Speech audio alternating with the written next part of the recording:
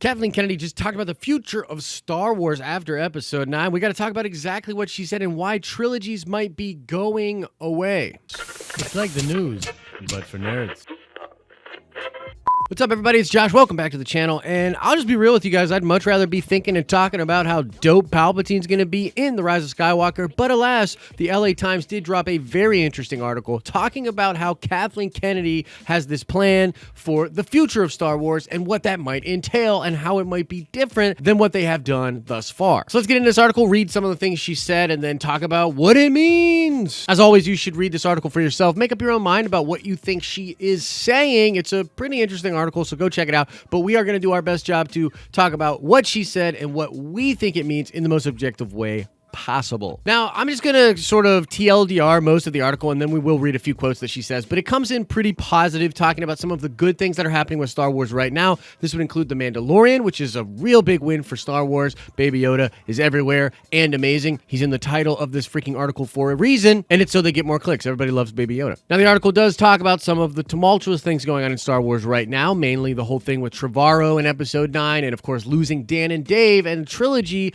that they were going to be doing. Now, Kennedy downplays this, and actually in a really interesting quote, she kind of suggests that, yeah, this is normal filmmaking stuff, but because it's Star Wars, there's just so much more criticism and so much more of a microscope on every move that they make. Now, there's a couple of big things that she said that most Star Wars fans just super honed in on, and I want to talk about those. Number one, she suggested that although this movie coming up with The Rise of Skywalker is ending the Skyalker Saga, that they are not abandoning these characters that they have set up, that some of the films in the future might have to do with these characters. Yeah, it says right here, Kennedy said she plans to make key decisions about the direction of the franchise in the coming weeks, but some things she already knows. While the Skyalker Saga is ending, the company won't abandon the characters created in the most recent trilogy. Additionally, she said the plan is to move beyond trilogies, which can be restricting. And here's the other big thing that people are focusing on. Get ready, Star Wars fans, to freak out or celebrate. She said, I think it gives us a more open-ended view of storytelling and doesn't lock us into this 3-act structure. We're not going to have some finite number and fit it into a box. We're really going to let the story dictate that. Now let me share with you my hair-trigger Star Wars fan-type reactions to that, and then we'll talk about what I learned after I re-inspected the quote. My first reaction was like, holy crap, do they think that some of the problems they've had with these movies has to do with trilogies, and how does that even make sense? Because as noted in this article, the only movie that was a problem for them financially was Solo. And to our knowledge, that was never going to be a trilogy, although there are some rumors and rumblings that it was going to be a trilogy. Does this mean something with regards to that? Are they acknowledging that there's problems with The Last Jedi and suggesting that perhaps the fact that The Last Jedi is in a trilogy is really the problem? Had it existed as a film not in a trilogy, that wouldn't have been the problem. Like, basically, like, are they learning the wrong lessons about what happened with these movies and basically what created this fan rift? My other, like, hair trigger reaction to this was like, whoa, do you really want to become Marvel as far as making the movies? Because it would appear that she's saying we're just going to make movies and then spin out from what works. And you could read that as sort of a, hey, let's make the Marvel movies. Let's make these separate movies that don't necessarily all tie together as a trilogy, but they could tie together separately. And my big reaction there was like, no. That's not why I'm excited for Feige to do Star Wars. I don't think Star Wars works as Marvel does it. It still needs to be Star Wars. And my other, like, gut raw nerdy fan reaction was like, wait a minute. Are they just going to shotgun movies out and see what works and then follow those threads? And that to me is like a retreat, because trilogies are awesome. I think Star Wars fans love trilogies. I think Star Wars has been trilogies mostly since the beginning of its, creation. The beginning of its creation, man. Sometimes when you waffle, you just sound stupid. But you guys know what I mean. Like, trilogies are cool. That's not the problem with the sequel trilogy. And even if you love the sequel trilogy, I think you can admit that it's sort of disjointed as a trilogy because it doesn't really follow the 3-act structure. Like, you could make arguments about this, but by and large, I've viewed both films, simultaneously or simultaneously, but back to back, and it doesn't feel like a trilogy. And so, like, my gut reaction was like, don't learn the wrong lessons. You should still do trilogies. Just take your time and write super solid trilogies. Because my friends, the elephant in the room here, and they even talk about it in the article, is the fact that there are 3 Star Wars movies being plotted. There's 3 Star Wars movies that have dates, and originally these were going to be the Dan and Dave films. Dan and Dave were working on a trilogy.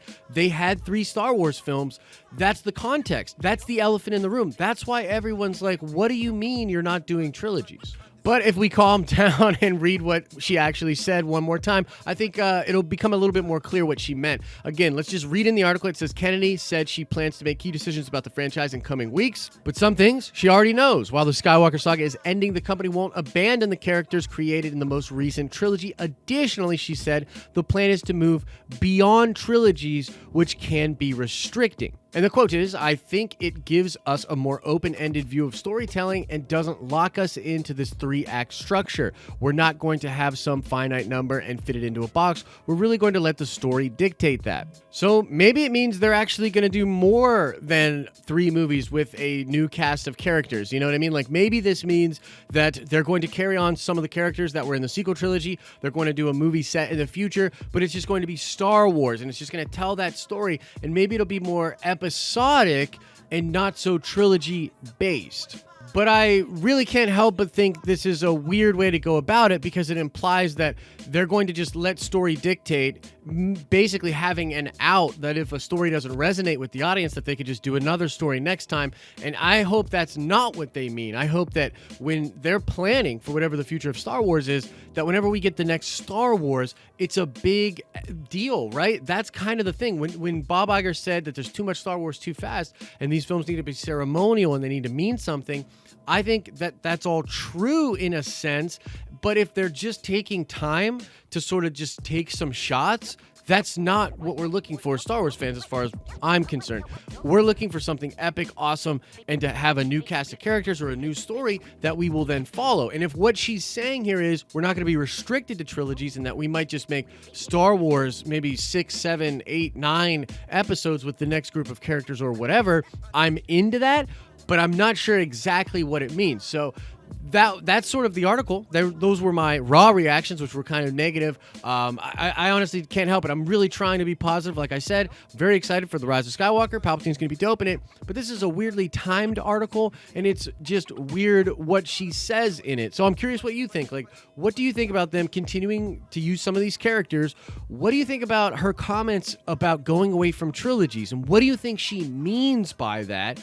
And either way, guys, we're at a place now where, again, we're about to end the Skywalker Saga, and then, you know, as the article mentions, the big freaking deal here is what's next? What's next for Star Wars?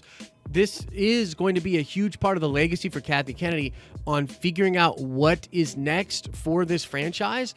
And I gotta be honest, I don't know how to feel about trilogies going away. I personally like trilogies. I don't think that's the problem with what's going on with Star Wars. I think they can just literally make way better movies. And even if you like the sequel trilogy, they can still make way better movies that I think could potentially please a more wide appeal audience and not be divisive in the way that The Last Jedi was. I think that's the formula. But again, that's the story. Those are the reports that are out there.